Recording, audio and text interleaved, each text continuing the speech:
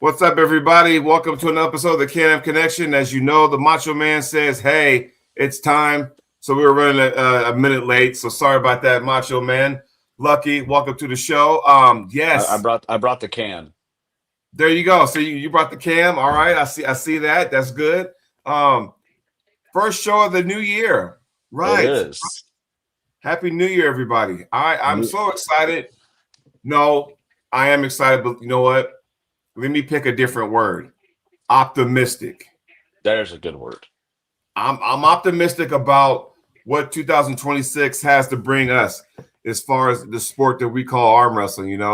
Um, what do you think, Nathan? What do you think? That's gonna Uh, I really. mean, there's it seems like right now, like we were talking about, we're gonna bring something new to you guys from the Can-Am Connection.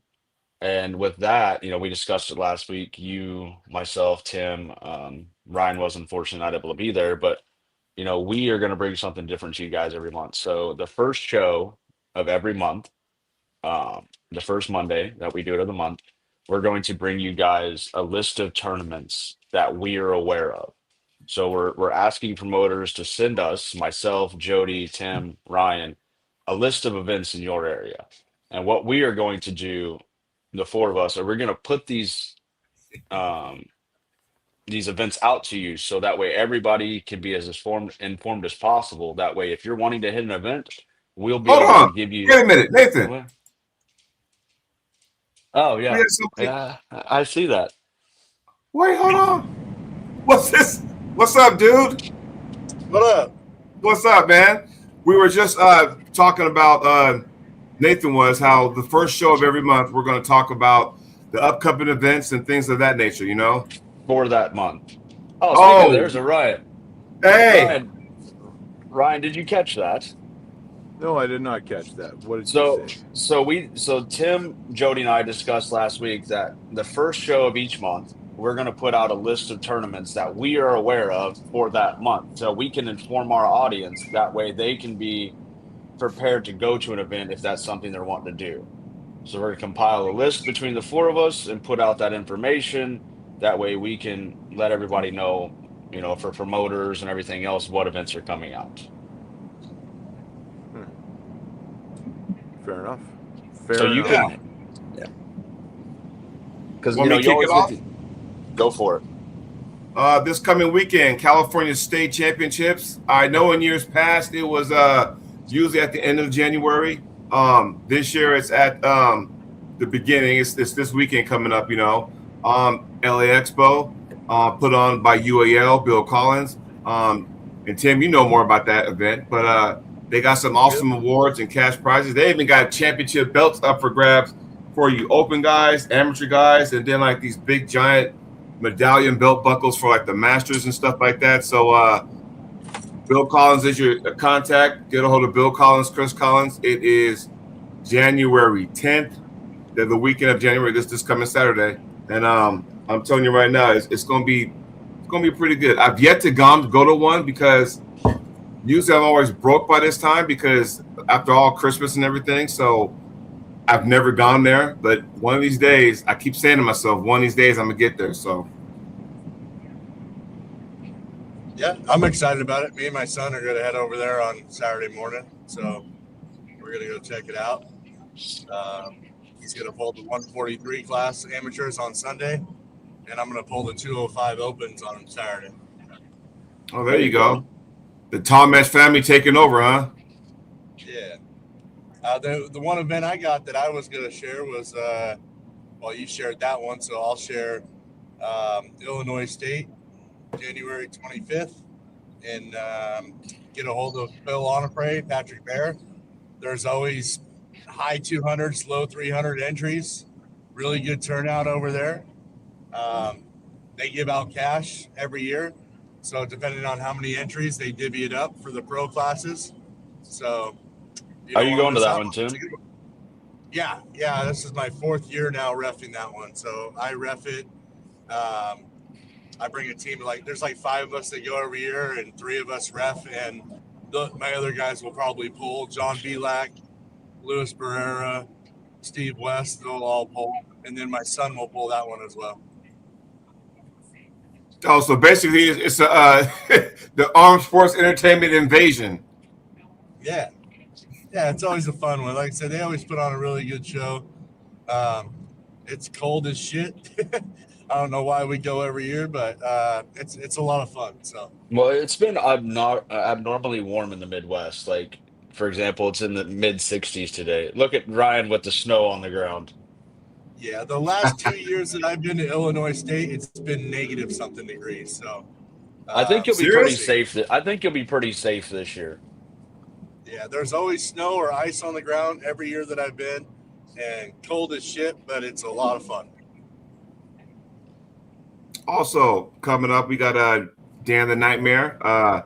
February 7th, Battle of the Tri-States, going to be epic by Steve Fernandez of the New York Tri-State Arm Wrestling Squad. So I'm guessing it's Long Island. Those guys connected with it too. If you can give us some insight on there, Mr. The Nightmare, like, how many entries does that tournament usually bring and stuff like that? That would be awesome to know. Espy, man, it's been a while, man. We haven't seen you since last year. What's been going on, man? It I has know. been a minute, guys. What can I say? Lots of stuff's been going on. Personally, lots of things. We're in the new place. Spent the weekend in the hospital. Not for me, for my wife. She's okay. Oh, Just jeez. little things like appendixes and that kind of stuff. I can relate. Yeah, me too. I've But, been there. It man, sucked. It's just one thing after another these days. But I'm training. I'm doing That's dry good. January. So what is that? So here's the thing, Ryan, because I'm hoping you're training. I know you got a bunch of stuff going on and everything. It's kind of maybe sidetracking, and I'm glad you're still training because, hey, man, you got an important match coming up next month with that tough league. Yeah. Team Arm Wrestling Federation's coming up, and we are going against the Vancouver Wildcats are taking on the whatever that team from Calgary is called. I don't know if I need to learn their name or not, but It's like the Calgary interesting. Riders, or something like that, Rough Riders or something like that. yeah. So that's going to be good, and then a couple weeks later, the Arnolds. So let me ask you this: now that Tough Enough, they had their first match between Toronto and Montreal last year, and now we're coming up on the second one of 4.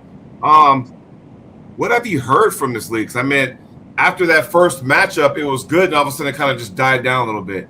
No one's talking about it, and you got to kind of keep this stuff in the spotlight. Not saying it's your responsibility, but if I'm a team captain, I'm like going, hey, let's get this thing rolling because the next month is showtime. So that first match was actually like the pilot. It was like it's almost like an exhibition match. And this one is considered like a preseason kind of a match too. Like it's we're building up into the main season of it. We haven't heard anything beyond this match, but I'm sure there'll be some announcements coming out pretty soon now that we're in the new year. Well, I think that because I'm supposed to coach Vegas, and I'm being told my preseason against Vegas versus Tampa is going to be in August or September. I think August. And then the official season is supposed to start in November and run in 8 weeks. Yeah. well, what's up, and man? once Okay, we're in so that, if like- you're the coach or a captain or how's that? The manager. Manager. So have y'all had any meetings yet about, like, have you reached out to people or can you even talk about that? Yeah. I mean, under the radar, I have about 4 or 5 people confirmed on my team right now. But I mean, I talked to Jason and Ian out of East versus West. I would imagine we're going to have some meetings coming up. I think after this next preseason or whatever, preseason match, they'll have some more guidelines going forward and more things will be released, I would imagine. Okay. Because and just to catch everybody up on the that league, there's 4 teams in the US. As Tim just said, the Las Vegas team, you got Detroit, you got Nightmares Dan Swartz in the chat. He has the guys in Long Island. And then you got the team down there in Tampa. That might be Chance Shaw, maybe not. I don't know who the manager is, but you got that squad down there. So you got 4 teams here, the 4 teams in Canada, which is Vancouver, Calgary, Toronto and Montreal. And as Tim alluded, that the regular season kicks off November of this year, and it's going to be awesome because I look at it, it's almost like it's a team, and if you're one of the few that are selected, you could just say, you know what, I'm going to squarely focus on this, not worry about tournaments, because I think as a whole, it's going to be great. I wish I had more information because, and maybe we need to get Jason back on the show and Ian and go like, hey man, y'all, it kind of died out. What's going on, But it'll pick back up. They're working behind the scenes, Jody. And as far as I know, Tim, tell me if I'm wrong, managers do not pull. Yeah, we don't pull. We're not allowed to pull. Which I presented that to him. I was like, there should be one way managers are able to pull. Like if there's a tie and we have a tiebreaker, the managers pull. I think that would be cool. But yeah, managers are not allowed to pull. So. Well, that would be weird, man, because you got Len Houghton, who's 300 pounds, and you got Marlon Hicks, who's 150. So it'd be tough to do a tiebreaker that way. Hey, I wouldn't count Marlon out. I wouldn't count Marlon out either, but what are you doing?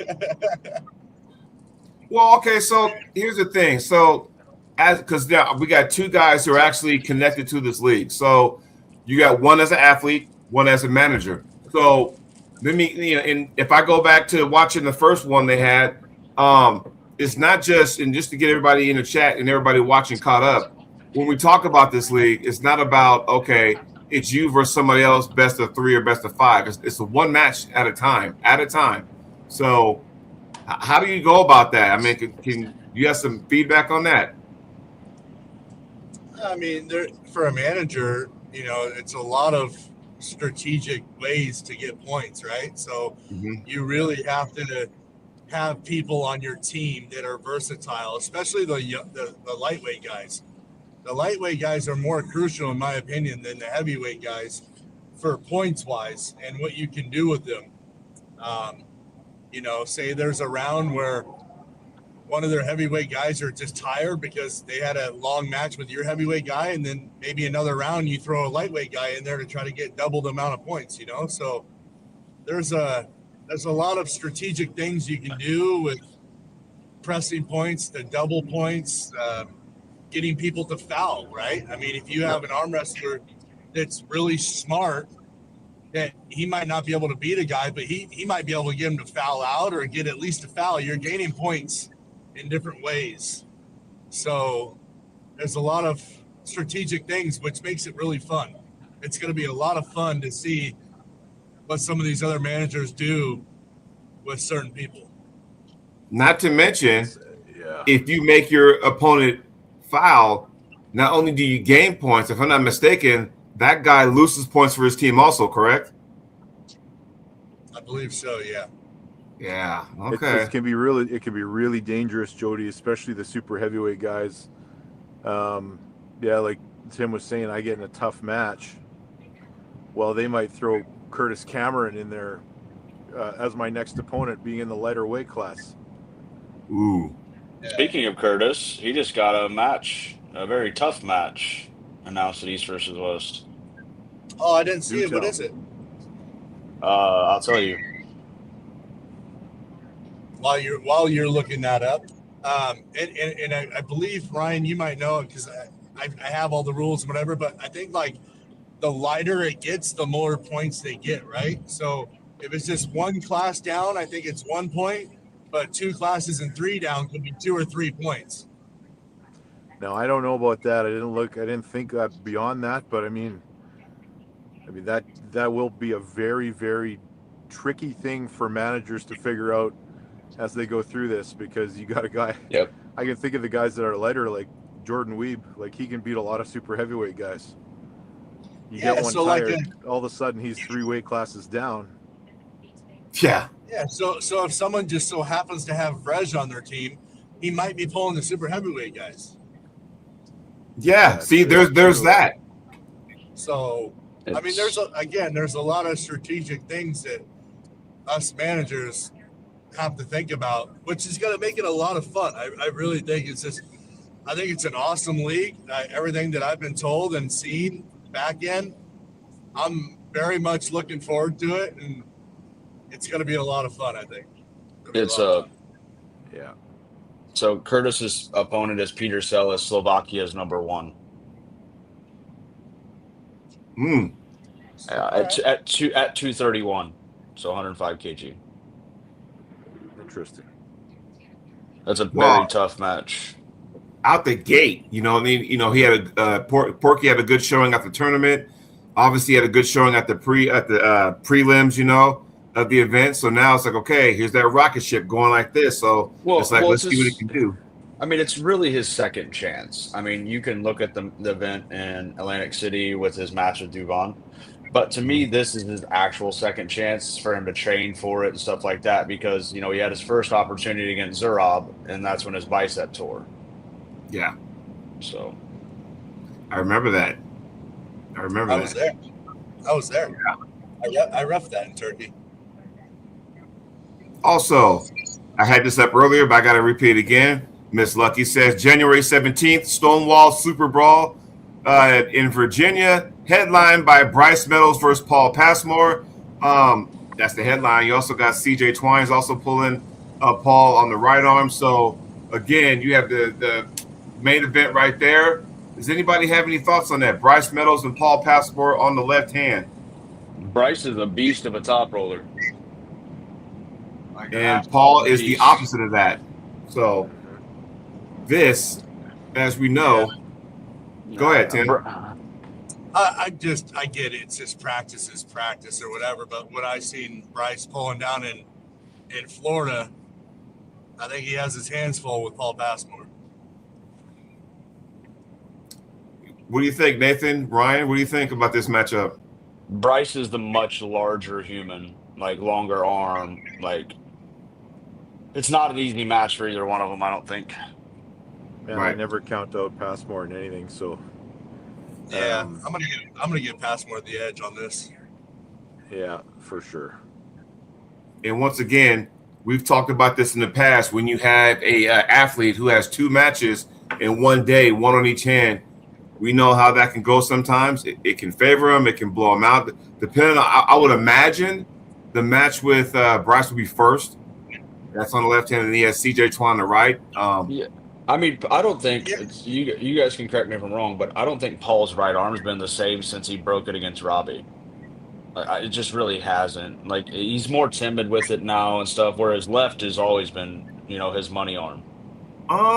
He pulled James Wall at the Arm Golf Independence Cup, and they went toe to toe to the very end. And I think James ended up winning that 3-2. But the next day at the tournament, he blew through everybody in our class, and we're talking. I was in there. James Wall was in there. He got his win back on James Wall in the tournament. Paul Cruz was there. So I think it's there.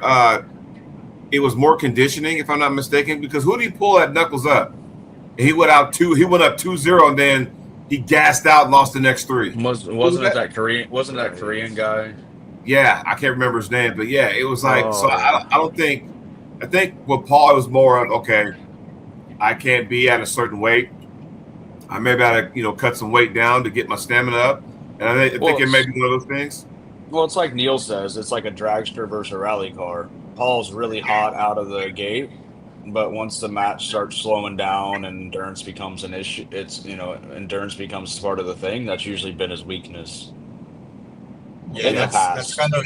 that's what's happened. That's what happened at Knuckles Up. He redlined himself the first two matches in one move, and then lost all connection after that. And when you pull those international guys, they can hold you in some sticky situations to make you redline, and you got to be more versatile. Now, I'd like to see Paul come out with another move rather than that hook drag. It's strong, it's powerful, it works a lot, but I'd like to see him be more versatile this year and come up with some new tricks to not redline one move. Okay, can I piggyback on that for a second? Do you think, because that movie has, would you say that hook drag, it's badass, trust me. But because he's so stationary with that, meaning that he relies on that. Do you think that's the reason why he gasses out toward the end of the match? I do. I think that's what makes him redline. I mean, it's so much on that one move to where if somebody stops it, especially 1-2 rounds in a row, he loses all connection that third round. So it works a lot for tournament polls, but not so much for super matches because, like I said, if you can stop it, it's a long day for Paul because he'll redline that move. So I would like to see him have a little bit more tricks in there to be able to finish those super matches longer. Right. I would agree. But if I'm not mistaken, this super match thing as well, isn't Dan Worley pulling CJ left-handed? I want to say maybe. Lucky, if you can get back to us on that one, that would be awesome. Because I want another crack at Dan Worley. Man, Dan Worley's looking like a freak right now. It looks like he's back to full-blown training. I'm excited to see him make it out to bigger things this year to see what happens. Yeah. Again, here we got Dan the Nightmare, March 7th. He said that event that New York Tri-States is headlined by Seth Barnett versus Dustin Jelliff. Any thoughts on that? It's a good match. That has to be left hand. I've never seen Seth pull right hand, so that has to be left hand. It's a good match. But yeah, Seth's beast. Oh, we have a comment. Check this out. I've never seen Paul do this, and with a broken arm in the past, I don't think we should do this. Does Passmore have a flop press? I've never seen it before. That's how his arm got broke. Originally, right-handed. So, Well, there you go. And with this flop going on, a lot of times you have to know where your arm is and where your opponent's arm is before all that takes place. Like if I'm pulling and my arm's right out here and I got little to no shoulder even showing on the backside of my arm, I'm not going to go for a flop. That'd be the dumbest thing, because as soon as I make this move, it's boom, right? Whereas if I'm here, well, then I got everything behind it, and I think some people forget about that, and that was kind of my point. Like, he used to go to that flop right-handed, and I haven't seen him do it since the break. You know what I mean? So that's kind of what I was getting at. Well, and like I said, if I did a certain move and it snapped my arm, knock on wood, I probably wouldn't go back to it either, But like Tim says, oh, go ahead. This is an interesting subject for me because it's something I've been thinking about a lot since I tore my tricep. I've been actually training to do a bit of a shoulder roll again. Should I abandon that or should I keep trying to go? I would keep going. In all honesty, why you're I guess for me, like if you're limiting yourself to your top roll, right, which is what you predominantly do on the right, and give away, a hook or this, you're becoming one-dimensional. And in some of these matches, you have to be multifaceted in order to win a match. So you have to be unpredictable. Yeah, I'm not going to tell you what to do because last time I did, you tore your tricep. Yeah, Tim. Come on, coach. Even though it worked, it did work, but it didn't hold up. There's a difference between a shoulder roll and a press. It's the body mechanics. I wasn't flop wristed when I tore it though. No, he was full. Oh, really? Ooh, okay. Well, yeah, I know. Because once it happened, I heard the pop. I jumped on his big ass like a monkey climbing a tree. Yeah. Well, if you because I didn't know if there was a break in the elbow or something because I heard the pop and I was like, first thing was like, as a ref, you're taught with an injury to grab them and hold them secure. And you look at my little ass grabbing a hold of Ryan at that time, who was trying to bear hug him. Now. Oh, I was just like this, and I was like, you're not moving that damn arm. So, yeah, it was after the fact. It's funny, but at the time that it happened, man, it was It was unfortunate for sure because that was shaping up to be an awesome match. Yeah. Here's a quick comment. This is for Tim Talmadge. Macho Man says he would also love to pull Dan Worley also. Your thoughts on that? You're not ready. There you go. There you go, Macho. There's your answer. Not ready. Brian Parliament says, I tore my elbow, all the shit going sideways, and I'm still going to smash sideways, laugh out loud, but making my elbow steel so I never have to go through that again. So here's a situation. I think his happened at Canadian Nationals, and tore all the shit, and it took him a long time to kind of apply side pressure.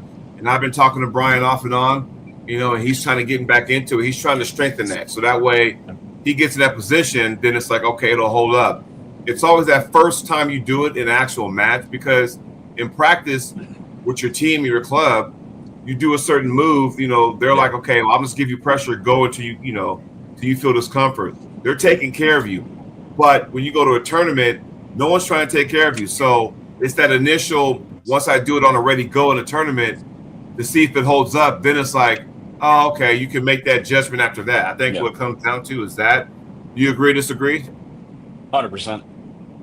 Because I tore the medial epicondyle in my inner elbow, and it took months for me to rehab that. And now that it's finally 100%, the first time I shot in to put pressure on that and on the joint, it was like, oh crap.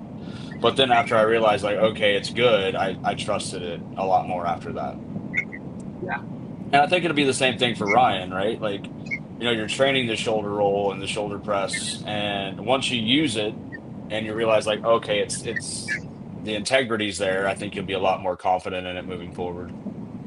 The fear is that you don't feel it when it's about to happen. So I felt nothing when that started to tear. It just went zip, and up it went. It was because it was a full rupture. It was it was nasty. Popped. It was nothing like I got pain there now. It was gone, gone. And that is the fear, is that it could happen again, and I won't know it until it does. Yeah. But I've instinctively done that move by accident and finished a match already, and then kind of thought to myself, what the hell am I doing? Yeah. I mean, it's something to think about. Is there another move you might be interested in aside from the shoulder roll? Here's the problem.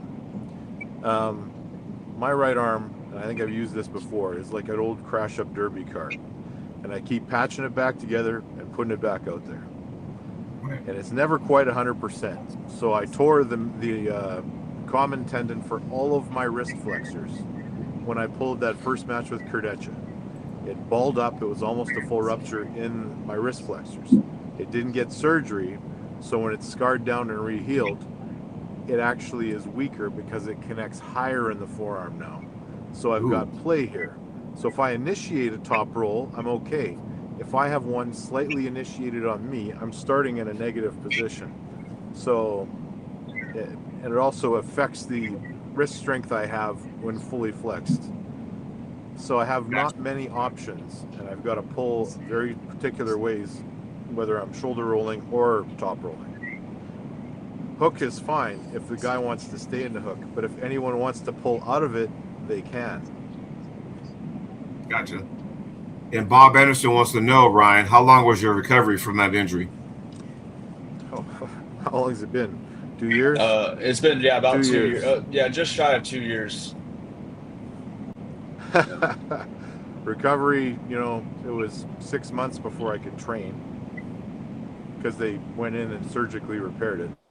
Mm-hmm. Yeah, because Texas Central, your next month is 2 years. Yeah. So wow, you'll be back better than ever. Better than ever. It feels good right now. I've been training it right now. I'm benching. I'm doing dips. I'm doing all kinds of stuff with it, and we'll see. We'll see what happens. Oh, word of advice, guess whose right hand is coming back this year? Jody's again? Yes. Had an awesome practice yesterday. tested it out. It's doing good. I'm at a point now where, I'm doing a certain move where it doesn't hurt the area. It's like, oh, I get it now. So there's that. And Tim, just so you know, Macho Man says challenge accepted. Laugh out loud. Okay. I know he's trying to get back into the swing of things. So there you go.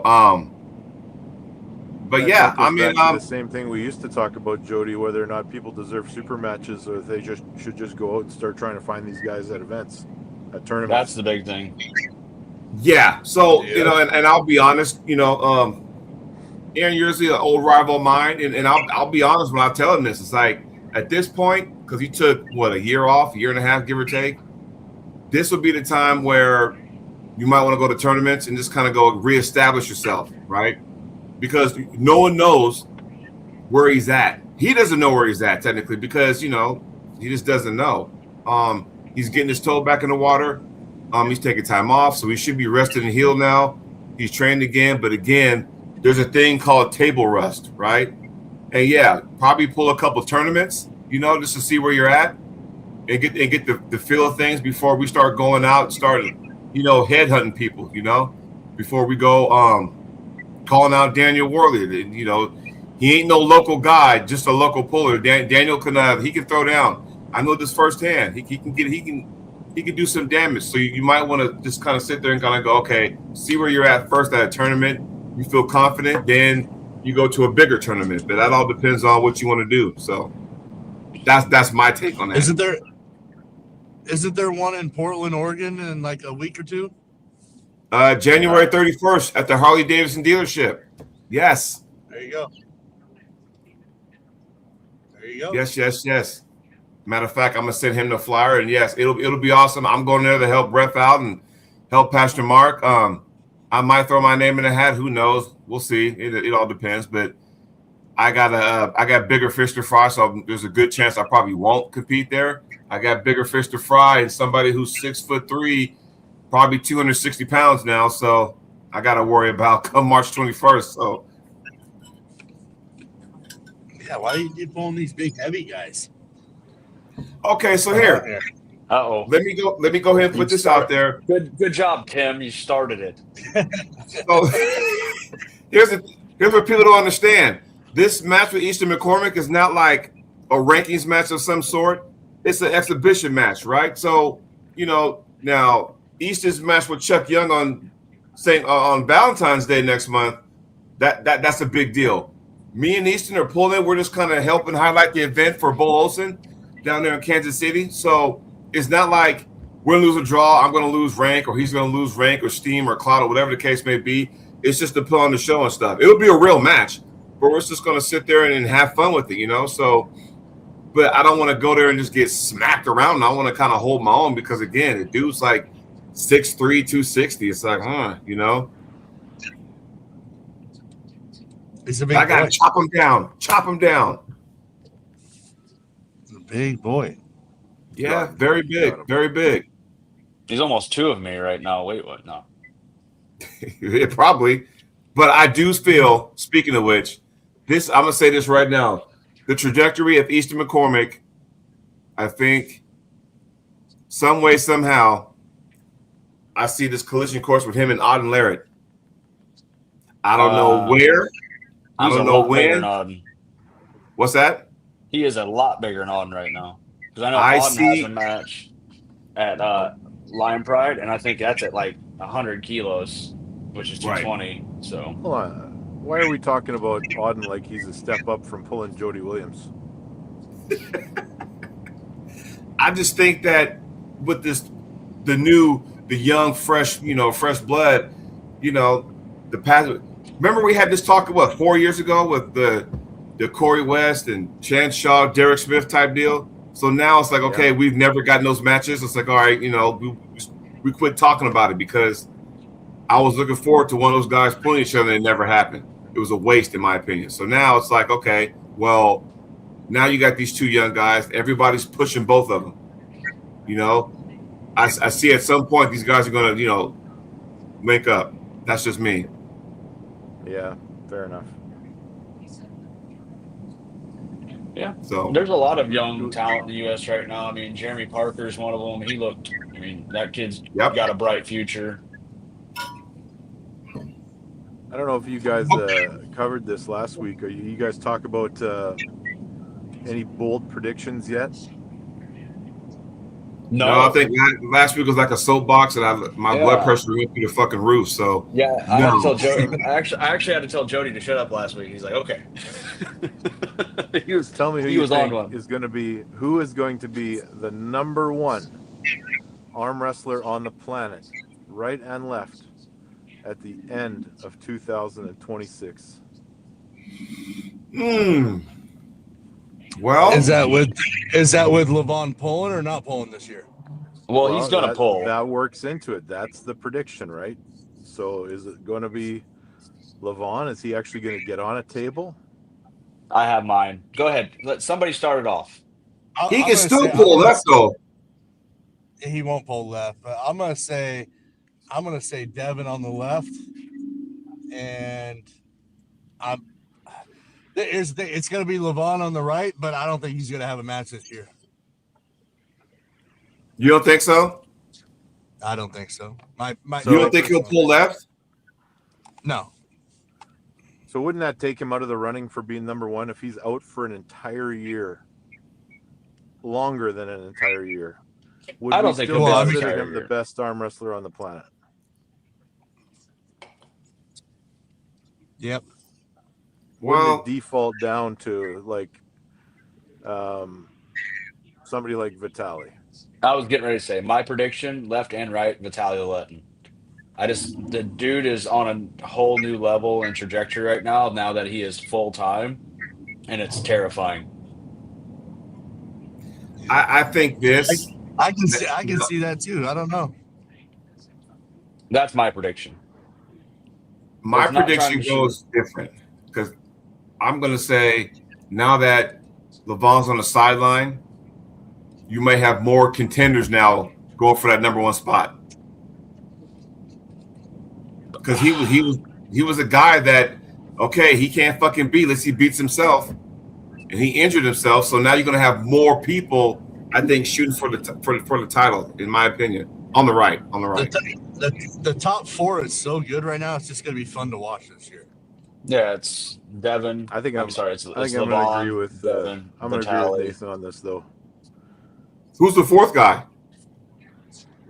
Well, Camille's fifth. That's debatable. I don't know. Yeah, I mean, it depends on who you put as the 4 spot.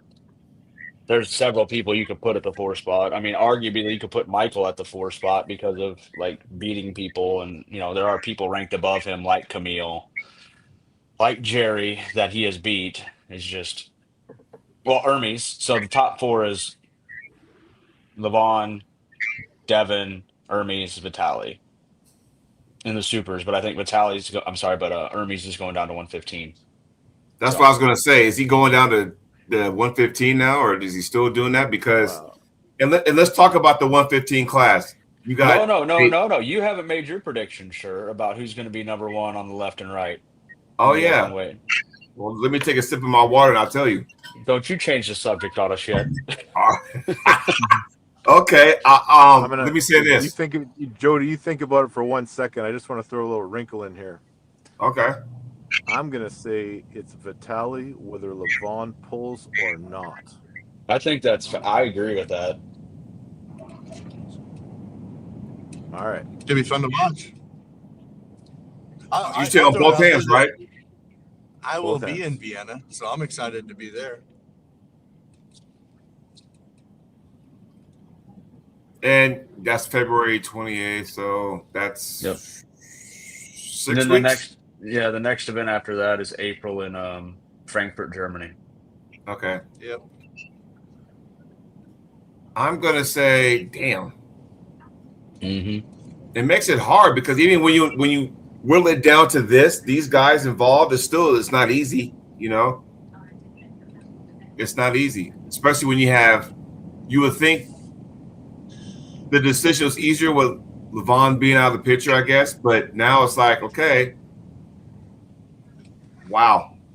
Yeah, it's gonna be fun. It's gonna be fun to watch. I will say, for Vienna, I'm going to try something. I don't think it's going to work, but I'll know by February 1st. But I might pull that Challenger Cup at 187. No way. Why not? Really? Yeah. At 187? I'm 207 right now. And that's with no cut. That's just naturally 207 with going to the gym. So if by February 1st I'm naturally walking around at 200, yeah, I'll pull 187 there. Are you gonna lose power doing that though? I mean, that's 20 pounds, right? My numbers are up right now, and like I said, if I can walk around naturally at 200, I'm walking around naturally at 207 now. So Right. it's just slowly falling off. So if it falls off by February at the latest, like 10th, then yeah, I'll make a little water cut for it. Wow. My prediction, it'll be Devin left, Vitaly right. Wow, you think Devin's going to beat Vitaly left-handed, huh? I think Hmm. he's gonna I surprise was gonna people. say I would thought that he would have had a better chance right than left, but That's what I Who think knows? too. But look who chimed in, guys. Clifton Erickson. Speaking of big matches, he has a match with Jordan Seal coming up. What do you think about that? Jordan's tough. I think Clifton can get him. I really do. It'll be a hard match. One of the hardest he's ever had. And I think, I'm not trying to crap on Clifton here. Jordan's been doing it so long and he's so crafty that could You very realize easily come to Clifton's Clifton. Clifton must be 20 years in too. I don't think so. I think I think it's going to come down to if. Oh, go ahead. No, you go ahead, Jody. Well, I was going to say if some way somehow Clifton can slip. I know he's all side pressure. He's this and that. Clifton, if you're going to get into the strap, release some of that grip strength, man, because I'm telling you, you have a better chance of beating Jordan in the strap than out of the strap. Because what Ryan said, Jordan's crafty. I don't think it's an easy match for either one of them. No. Like it's No. very tough. I think there's a lane there. There's a lane for Clifton, but can he get to that lane? I'm not too sure. But there is a lane. There is a lane, but I would never count out Jordan with my last dollar. February 14th, everybody. Happy Valentine's Day. Oh yeah, that's where Saunders is pulling Warzinski. That's right. Uh-huh. Yeah, let's talk about that The for a second. Valentine's Day massacre. I do have to get off, guys, a little early. My bad. So I'm pulling up to a job site. Damn Right it, on, Tim. man. Thanks for joining us. See you guys. Take care. Right on cue as we're about to talk. So let's talk about Saunders and Warzinski.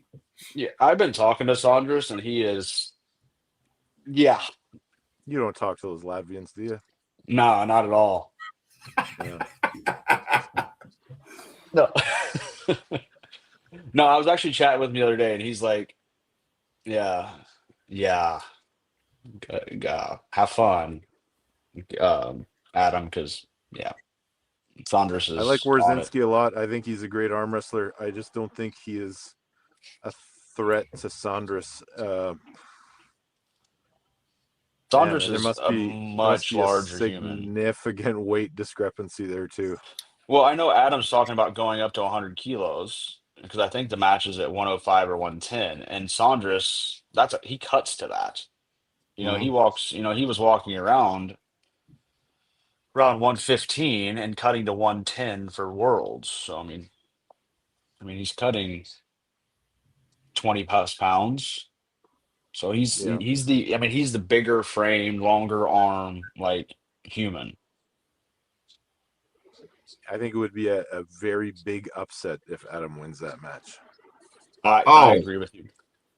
No doubt. And and this is not trying to poo-poo on Adam because he just came off taking second at WAP World. So it's not like at 85 kilos though. Yes. 85 kilos. You're right. Yeah. But this is a different animal. You know what I mean? And I'm not saying that, he can't do it. it's one of those deals, where it's like, okay, what's up, Mr. James Clark? What you got go? What has James got going on for this year? By the way. Yeah, I'm curious about that too. I mean, because if we look at body of work, for example, like we've seen Adam, in his matches with Baji and some other guys at the 85 kilo class. That's arguably where he's his best. But then you look at Saunders' body of work, where he's had wars with Reno Masick, and he's pulled Rustam Babayev, and all these guys, Ibrahim Sagov. Let's not forget the war they had, where Saunders was deep in that hook, and just they battled like crazy. Like Saunders' body of work, and I don't think it's arguable, is tougher than Adams when it comes to caliber of opponent. And that's not taking anything away from the people Adams pulled by any means. He's pulled some absolute killers, and like Nerdalet and Craig Toulier and guys like that. Like, I'm not discrediting them at all. But if you look at just, I know people are going to be like, oh yeah, you son of a bitch for saying this. If you look at the caliber of athlete that comes in from Europe and like Latvia and all these other countries compared to the level of athlete that comes out of the US, the European level is always significantly higher. Holy moly there, Benedict Arnold. I got two things to say here. So one, Tim's like, he goes, Macho Man says, I hope Tim doesn't know I'm not headhunting. Just stating that I would like to pull him again because I pulled him back in the day. So Aaron, I'm gonna say this one time. You got to get rid of that. Whatever happened back in Wall in 2016, you got to get rid of that. What are you talking about in 2016? Like the Wall thing. We got to be done with that. I'm not trying to, shit on your comment or anything like that. But there are so many people out there that just like are stuck in that era.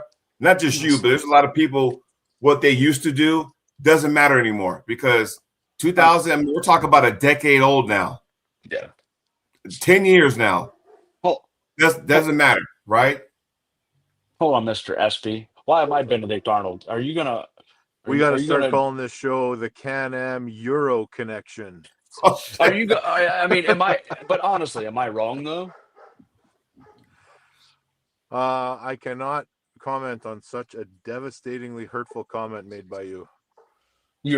Well, I mean, let's. Even if we do like statistics through history, if we look at it, there's been far fewer North Americans that have won a WAF world title than there have Europeans. Hey, man, when you're in the hole, you should just stop digging.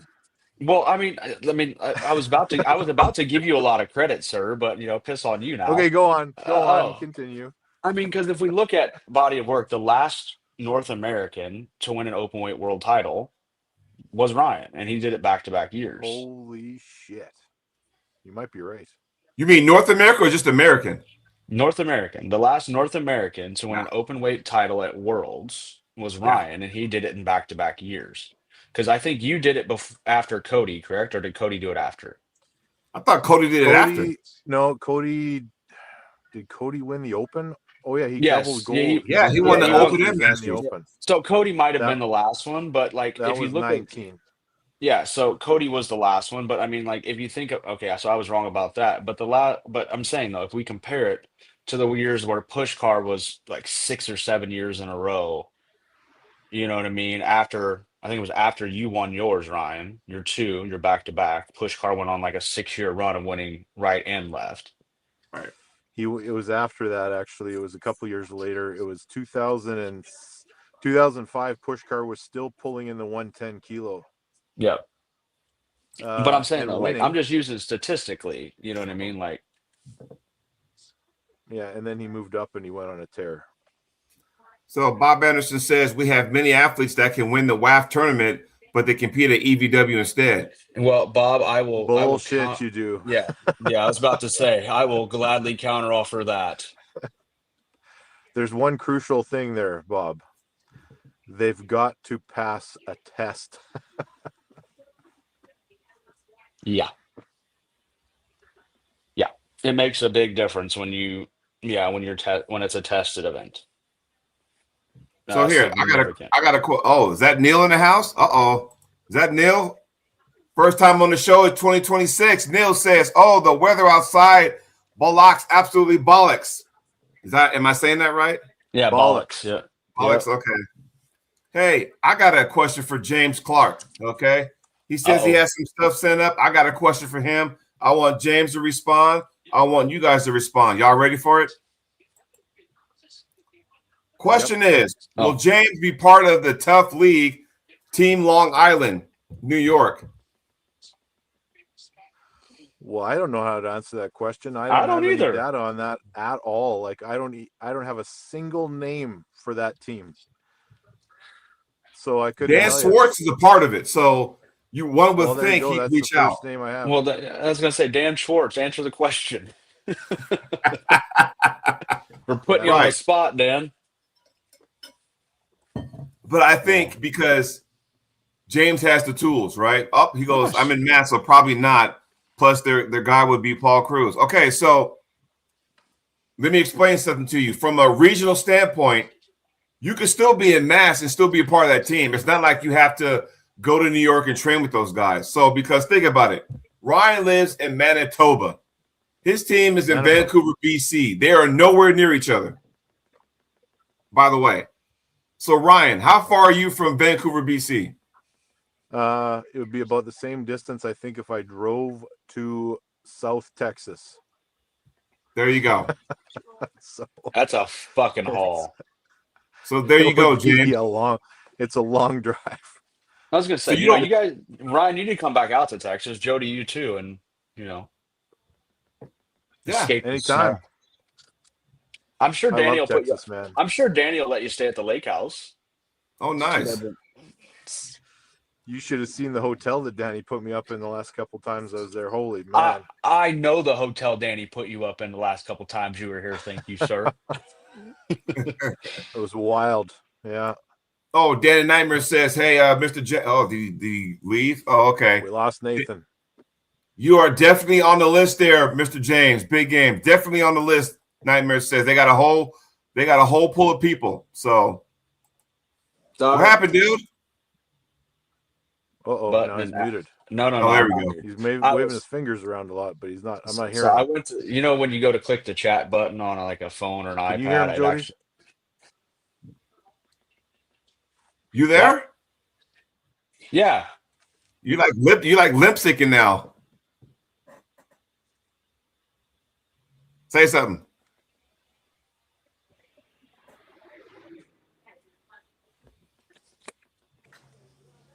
There you go. How about now? Yeah. It wasn't catching. I get that. Yeah, I want AirPods. Neil. I went to hit the. Oh, now Ryan's out now. I went to hit the chat button to type something in the chat, and I accidentally fat fingered the end button there. Fingers are getting long. Fingers are getting long. No, they're getting. All right. They're getting chunky. Jeez. There's nothing wrong with that. So again, Neil, so what does Neil think about 2026? And now that Neil, you're in the chat, let us pose you this question. Prior to you coming on, we talked about when 2026 is done, who will be the number one guy on the planet? Left and right in the open way. Yes, left and right. So we love, and if you want, Neil, I can send you the link. You can chime in. Matter of fact, I think I might do that. What do you think? Maybe I got to jump off pretty soon, guys. But I think it'd be interesting to hear what Neil has to say, though. I don't know if he might not predict them because he'll be working all those events that these matches will happen at. But we'll see. That's true. But I just want to kind of get some insight. On my AirPod now. Yes. Okay. Well, I'll just send Neil the link, so hopefully he'll join us. Wait. We like that was Neil. wrong. Oh, yeah. Hopefully Neil will join us because I would love to hear his insight. But, yeah, you're right. He might probably can't speak too much on it. But, I think he will. Neil's too damn honest. Right. Yeah, maybe. I mean, he'll straight up give you his honesty opinion. and refraining from answering are the same thing. I mean, you're not really. You're just kind of abstaining from an opinion. That's all. But when have we ever seen? But Neil it's not do like that? he's repping either. You know. Yeah. Well, I'm just saying, Here's it's not like something he's for you. Here's reffing, something so he for you. probably could. Let's we haven't seen many guys age out like ever. Do you think we're going to start seeing that in 2026? I think the first person we'd see age out in North America is Crazy George. Well, I mean, John Okay. keeps talking about, like, apparently it was his retirement match, but now I saw a post today that said something about another retirement match. No, that was posed as a question, like if John Oh, was I to see. have another retirement match. I mean, John's been pulling. I mean, I've seen videos of him getting on the table with people. And I mean, now that his back's not death, he's probably feeling pretty good. Because I know he had back surgery right after Yeah. Arlington. So like he was in a lot of pain there. Oh, Neil won't be joining us. He's going to his son's football match. Stay warm, Neil. Stay warm. and- Stay warm. and for So and for are we the, talking and for about those soccer? I was about to say that for those of you that don't know, it is soccer in the US, football in the rest of the world. Yeah. It's also soccer in Canada, I'll have you know. Is it called that? Oh, you guys got the CFL, right? Yeah, the Canadian Yeah. Football League. Yeah, where we all get excited about guys that can't make the NFL playing ball. And It's all right. It's still entertaining. they still keep their field goal post in the front too, so people can run into them. Yeah, a little different rules. What else you guys got going for this year, by the way? Well, I'll tell you what, man. After the Arnolds, I got nothing, but I'm looking for something. And Jody, you and I talked a few months ago about chasing down these, these special trophies. These tournaments that are getting known for their awards. So we'll see what happens. I mean, I am going to go down to yours in June, and then I've got refereeing at the Nationals. I'll be at your Nationals. Are you going to ref up here? You're going to challenge your level, so I'll be one of the ones scoring you, brother. Yeah, I actually am. I talked to Dave Knox about it at the Ottawa Open. I will be at your guys' Nationals, and I will be reffing it.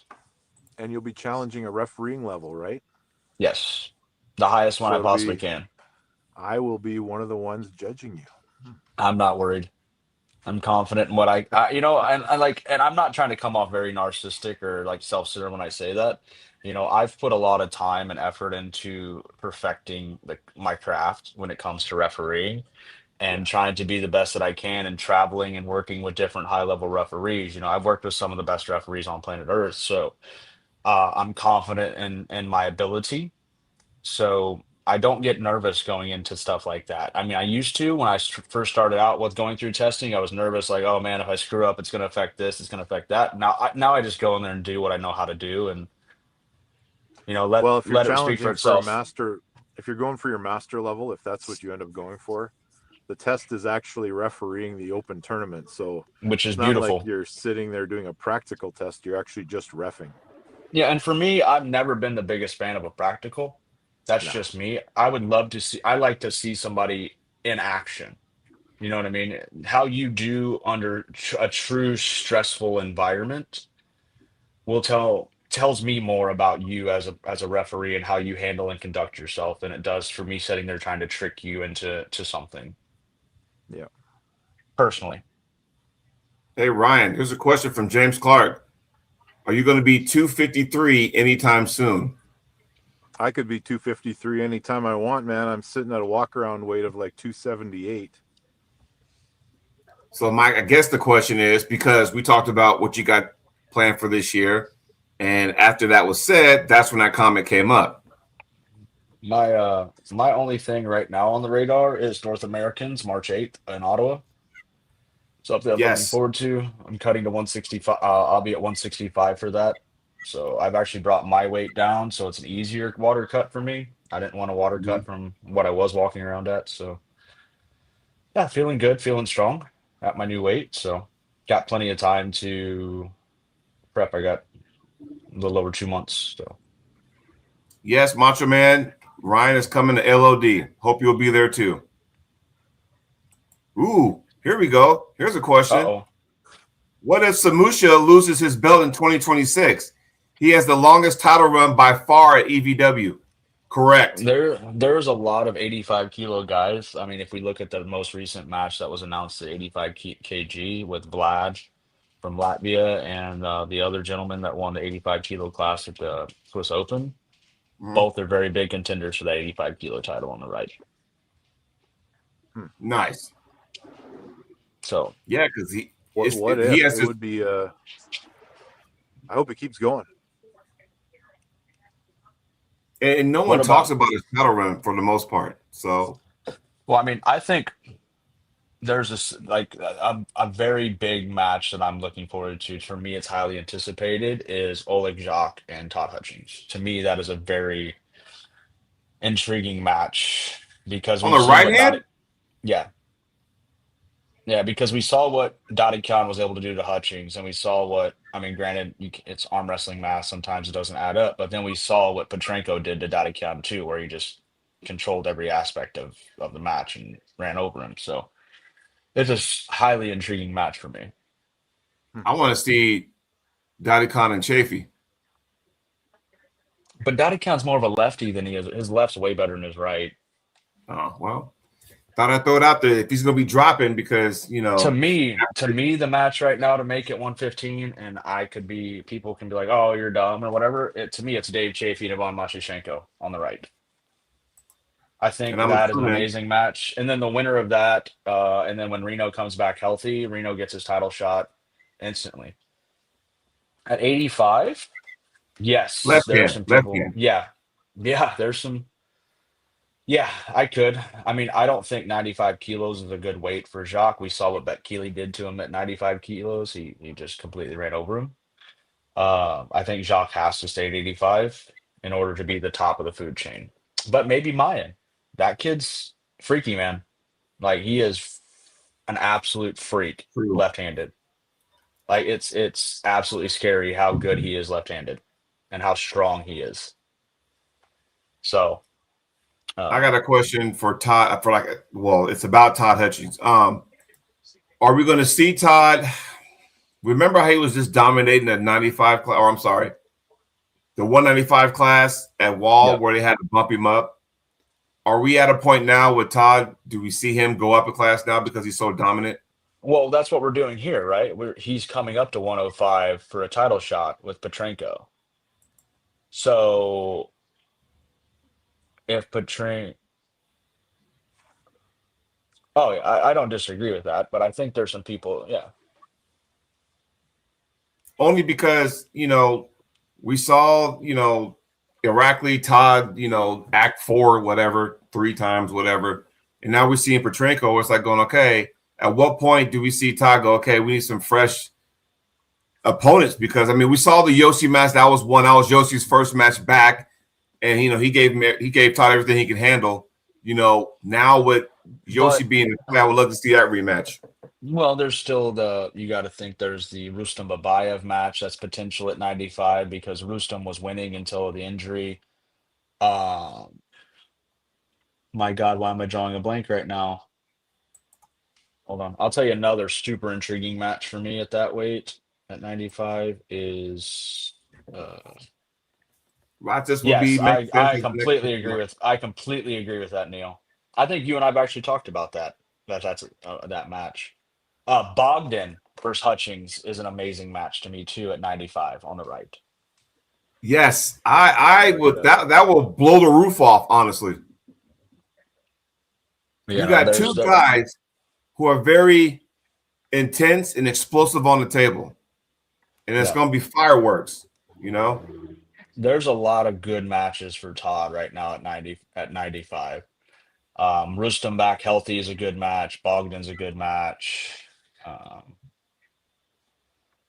There's, to me, I mean, if Rustam's healthy and comes in, does Todd beat him? Because he never has. That's the key. Healthy. You know what I mean? Like that. Because didn't Rustam, he pulled Paul in and got hurt, didn't he? Pulled Paul in, was his pec.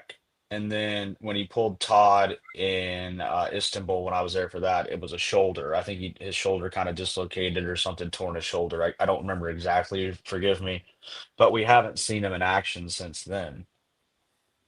I Yeah. mean, but So before that, we saw Rustum run over Saunders, which yeah, and is that's the thing because you don't quite know what version you're gonna get because you hold your breath and go, okay, yeah, well, we he also ran over Rustum, and then or Rustum ran over what you said. Then it's like, okay, Saunders. well, can he stay healthy? Right? We also got to remember Rustum has a lot of miles on his arms as well. I mean, he's been doing it forever, pulling absolute monsters. I mean, he's been pulling longer than Hutchings has, even though Hutchings is older. Hmm. Hey, gents, I got to jump off here. I got to be somewhere else in 3 minutes. So Uh-oh. this is where I leave you. All right, buddy. All right. Thanks for Hey, joining us on the hey, show, my man. hey, before you run, you got a tracking number for us? No, I didn't get tracking on those things, man. That costs too much money, so I just sent it normal. But don't worry, it'll get there. It'll get there. Don't talk about it with each other until all three of you have your box. Okay. Is there Okay. something different in each box where it's gonna mess with us? What the hell? Just slightly. If I swear to God, if I pull out of mine, I'm gonna be very disappointed. What do you want to pull out of yours? Nothing. I'll text it to you. You might get arrested. Shit. All right, guys. All right. Take care, Ryan. long, Okay. buddy. Somebody just asked who Makarov's biggest threat is. I think it's Mindy. Mindy right now is motivated to get that belt back. As he should. As he should. And I think You know? Mindy played a little bit too much in their last match too. When round one, Mindy got everything, and he was like, "Oh, it's over," like Mindy does, and then bit him in the ass. Right. But Mindy is arm wrestling Jesus, so I'm not going to bet against him ever. Well, can I be completely honest for a second? And I want everyone's thoughts. You know how like we saw Todd and Irakli 3 different times? Mm-hmm. Would it kill the whole world to see another, Mendigas and Giannis match? I mean, it's a good match, but I think the match to make right now is, I think there's a better match for Giannis. You put him against somebody like an Ustinov. Just down the road. Just down the road.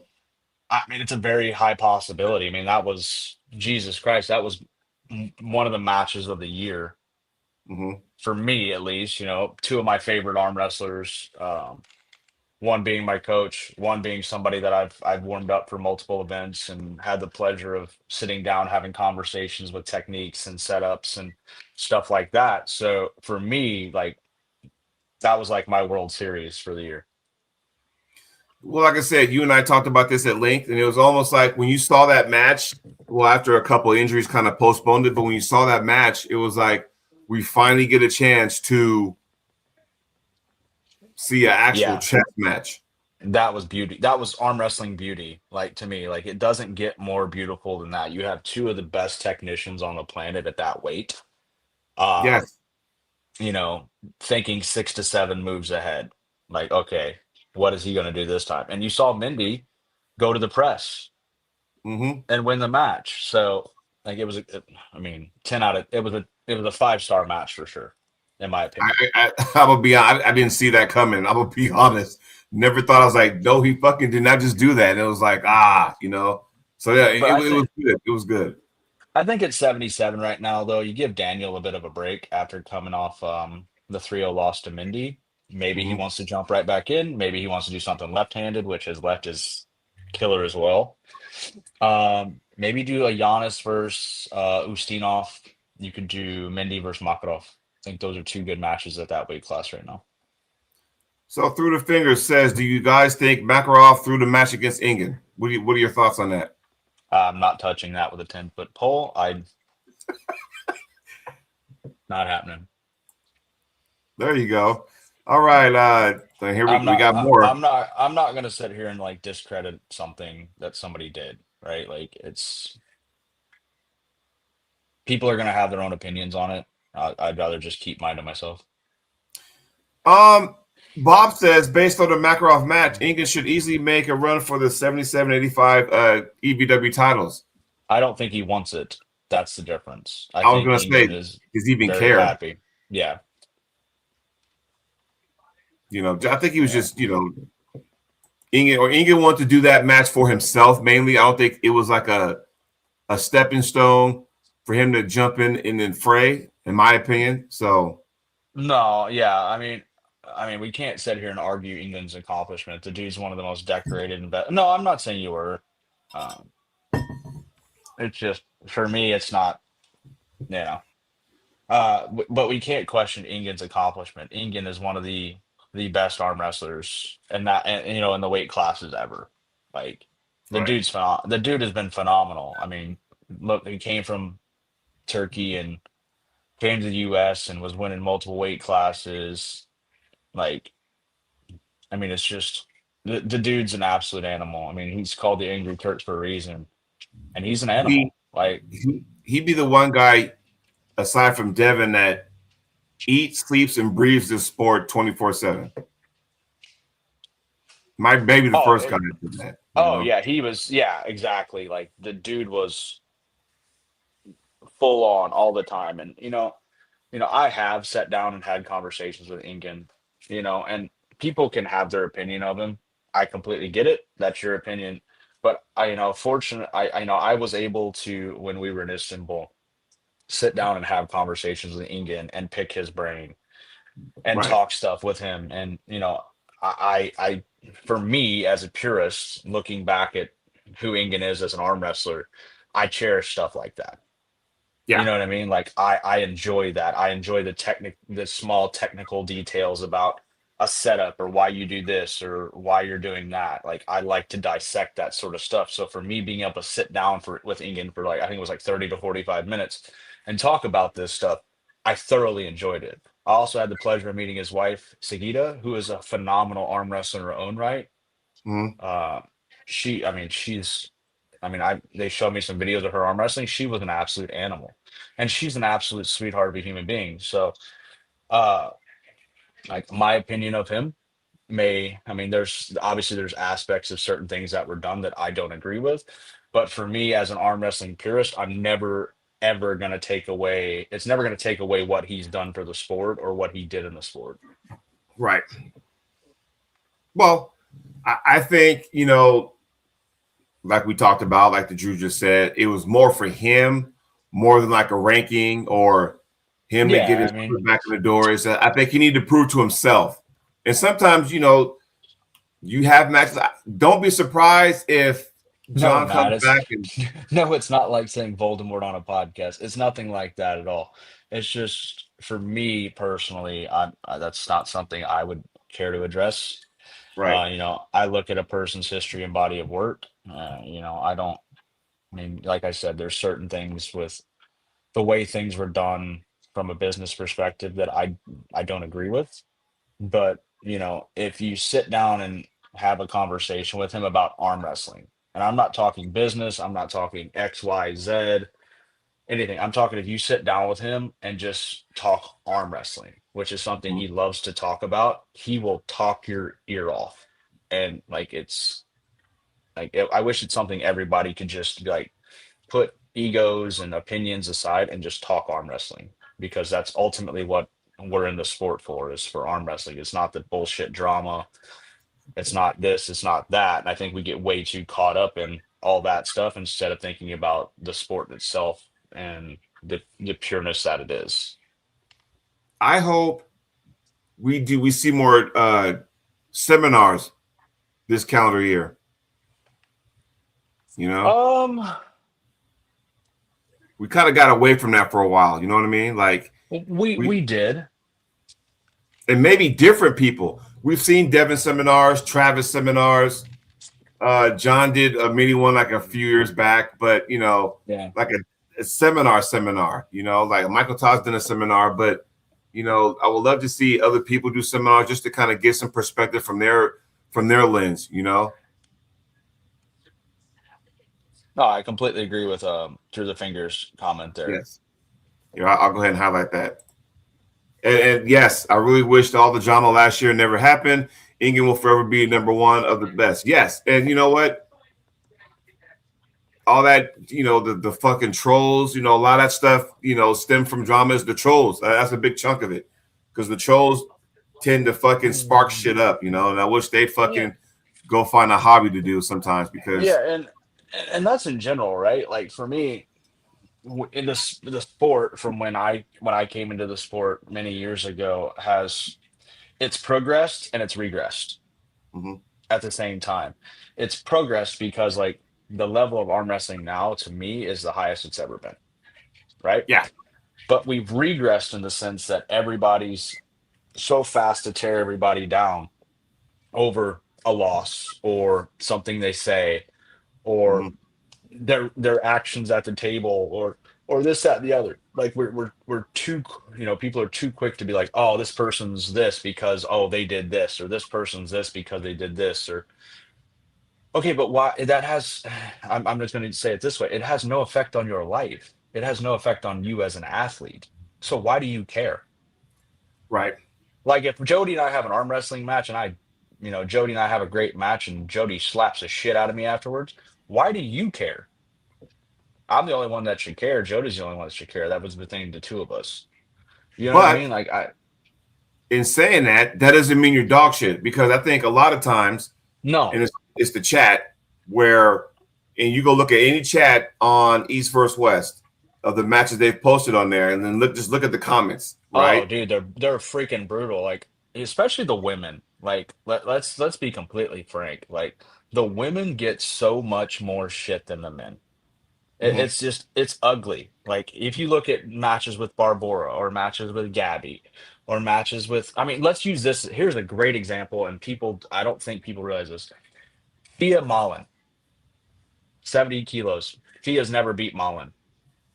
You go in the comment section, and this is not verbatim, but it's as close I can get it. One person in there, this is how fucked it is, goes, oh, you just have somebody beating up on a grandma. Now, you have two of the nicest human beings on the planet in Fiat Isaac and Mon, and you're gonna like that's the stuff you take away. You don't realize that like, oh, this is big for Fia because Malin's been the pinnacle of Swedish arm wrestling for a long time, and she's never been able to beat her. You take away the fact that Malin's older than Fia, okay, and Fia beats her, so you're talking about oh, she beat a grandma. Or if you look at Barborovas Egla, you go through the comment sections, it's not like, wow, Barbora's amazing. Look at how easily she was able to dissect Egla, take her out of her power, and oppose her will. It's like, oh, this is what happens when you have somebody that's bigger fight somebody that's littler. So again, this is what we talked about. Those trolls are trolls, because I guarantee you, if you click on those names to see what they count, there's no videos, no content. It's just trolls, and that's the sad part about this sport, that we have those trolls up there. Those kind of comments are people who don't know a damn thing about our sport. That's all. They're just seeing it for what it is, and then basing their own opinions about that, and going for. They don't know the sport, so at the same time, that's why I'm saying the sport has regressed at the same time, right? Social media, as much positive as done for the sport, it's also done a lot of negative as well. Drew hit it right there. Internet people will do internet things as usual. The things that we never say in person, which was one of the main things Ingen had an issue dealing with. Right. Because all those people making those comments, good and damn well they ain't going to say it to your face. Because, you can't hide behind you say it to somebody's face and then there's consequences. You say it on the internet and on social media, there's no consequences. Right. You know what I mean? But for me, it's like we're so busy. Like we're our own worst enemy in the sport, is how I'm going to say it. We're so busy worrying about what everybody else does that it's actually affecting our own progression. Like, oh, this person's doing this. I'm just an announcer and a commentator, but like I said, though, and here's the thing. But can I go on that? Neil says that, but I don't think people realize that Neil is one of the greatest minds the sport has ever seen. Once again, Neil, I've had the pleasure of working with him and Brian Shaw in a hotel room in Arlington, and the way Neil breaks stuff down, I consider Neil a friend now, which is something I'm very grateful for.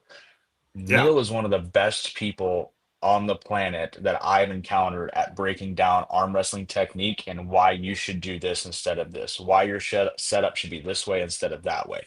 And like the man is an arm wrestling encyclopedia. Like he Yes. is. And Neil, I know you don't I don't think you give yourself enough credit for that.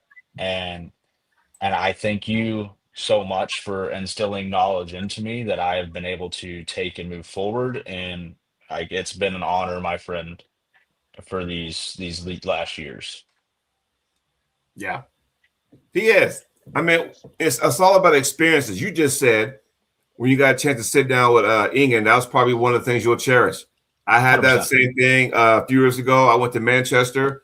I was a part of Arm Wars, Iron House 3. Neil, thank you very much. I will forever be grateful. Had an awesome weekend. The array of conversations that took place that weekend, the picking each other's brain, not just Neil, but the athletes sitting down. We're picking each other's brains, talking shop and stuff.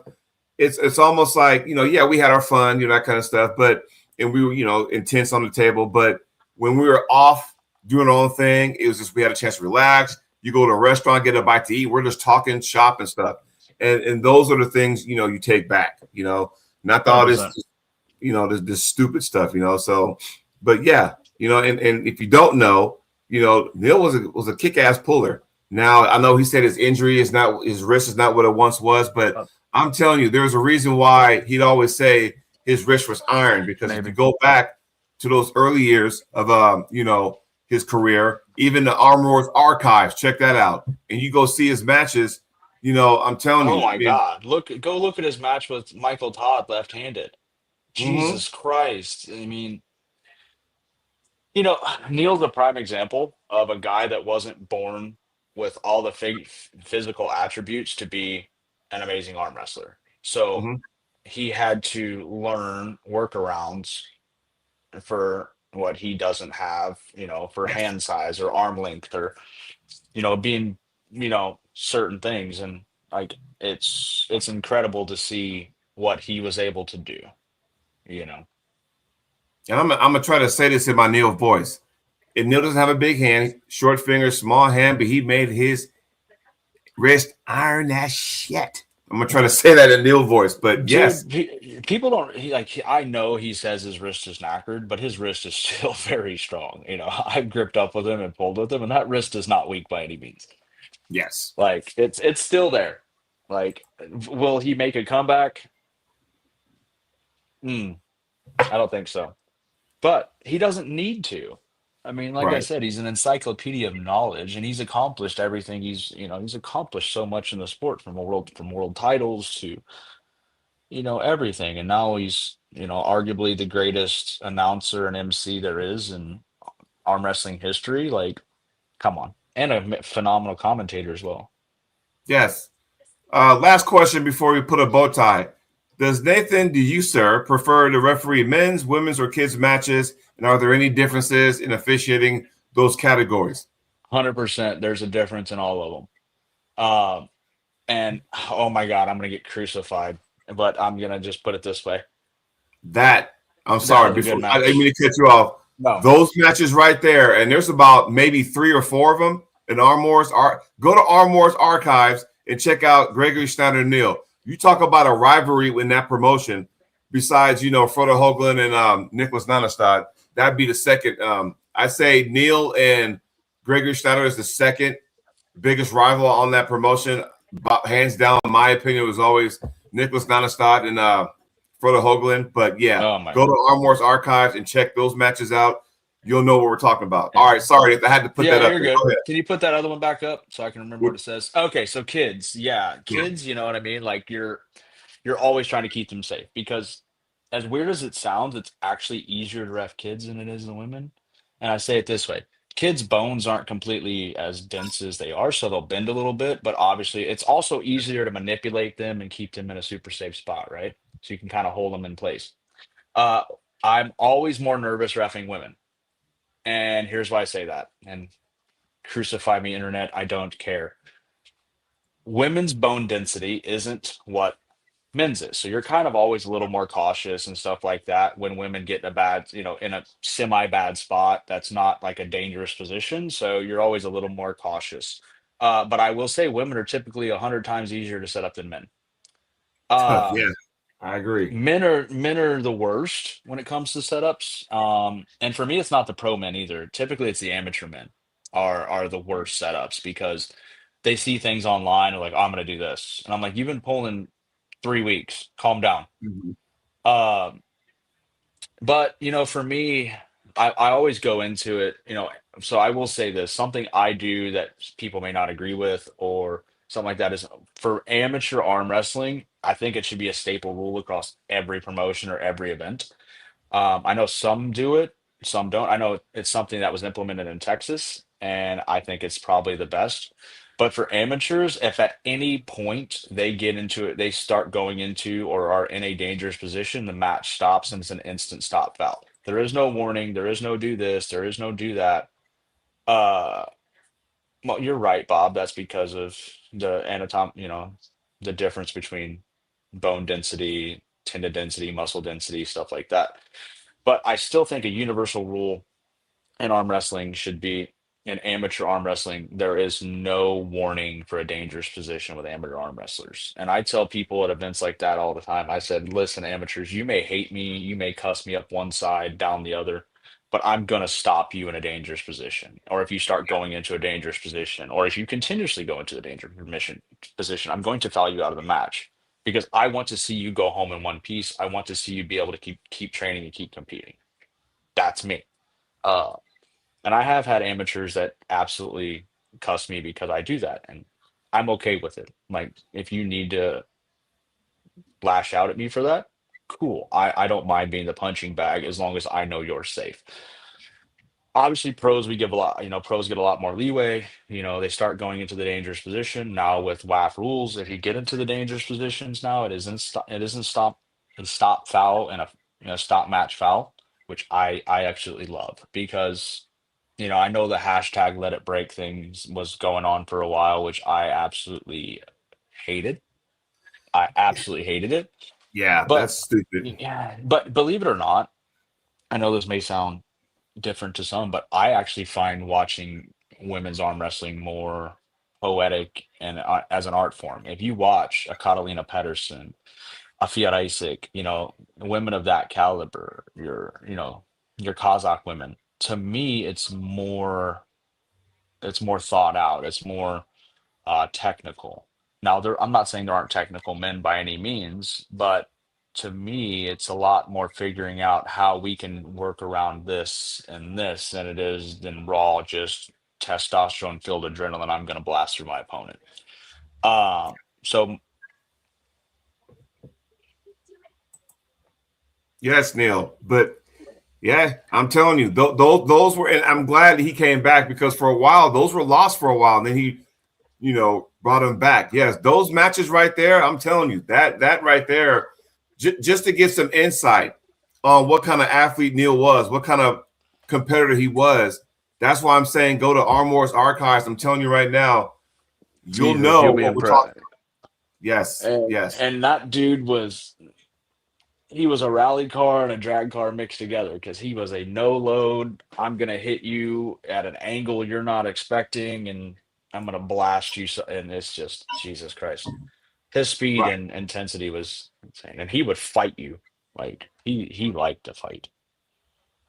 That's where this So, came from. but yeah, refing in general, man. Like I will tell you guys, it's a thankless thing. You're going to be hated. You're going to be criticized. You're going to be cussed.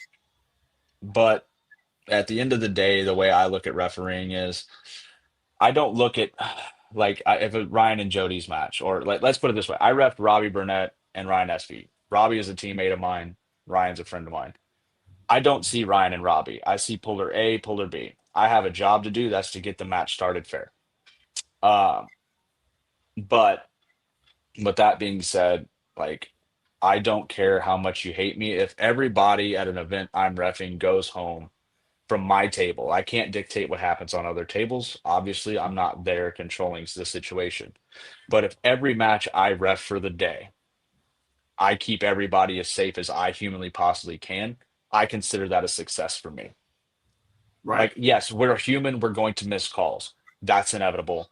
I'm not above making mistakes. I make mistakes when it comes to reffing. Right. Not gonna say I don't. But still, at the end of the day, if like I'll say it again, if the matches I ref, everybody that comes to my table goes home safe, to me that's a great day. Yeah. That's how I look at reffing. And remember, boys and girls, without referees, there's no tournament. There you have it. Yes, Bob, I do. I am a strict reffing fan. I'm not saying I can't ref under lax rules. I just ref Monster Factory, for example, which we use, some relaxed rules. But if I was to do anything for me, I am a strict rule referee, and I love it. So for me, I'm not a fan of the rule where if you drop into the king's move with a downward humerus in the neutral or losing position to get a warning to come up. I don't think so. I like it that it's a stop foul, dangerous position, one foul, and we restart the match. That's me. Right. That's the new standard rules under WAF. I prefer the WAF rule set.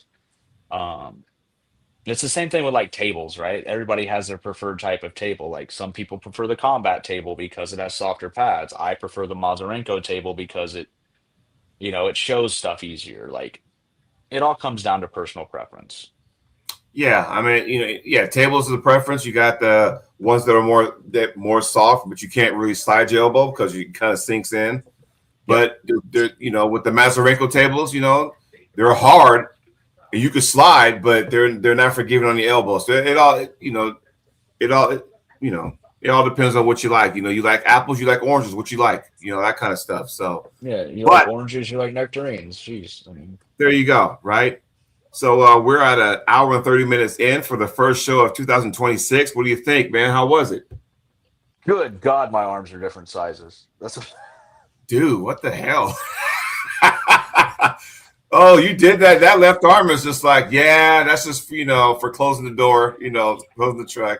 So I didn't realize how bad it was until I actually did that when I went like this. And I was like, oh yes. my Christ. Yes. Do you see that? My word.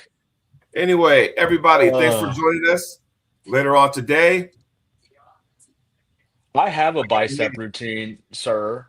Well, he said I need a bicep routine. It's called my left arm is still very injured from 2 years ago, so I only train the right. That's the routine. There you go. See that? We're all good. Hey man, I'll be on later on this afternoon. I know. I'll be yeah. What time? 3:30 Central. My time. 3:30 your time, so 5:30 my time. Send me a link. I will send you a link. Yes, because it'll be me ladies edition. I'll have sorry, no, I take that back. 5 o'clock. 5 o'clock my time. No, 5 o'clock my time, 7 your time. Oh yeah, no problem. I won't. Kimberly Wood, Le'Aaron Wilson will join me on the show. Arm Talk. That's right. Beautiful, awesome show, guys. Thanks to chat. We'll, like I said, we'll try to put out events every month and let you guys know what's going on. If you guys have any events coming up that you know about, send a DM to myself or Jody on social media, on Facebook Messenger, IG, whatever you have, and we'll put it out there, guys. Yes. Everybody, enjoy your magnificent Monday. We will talk to y'all soon.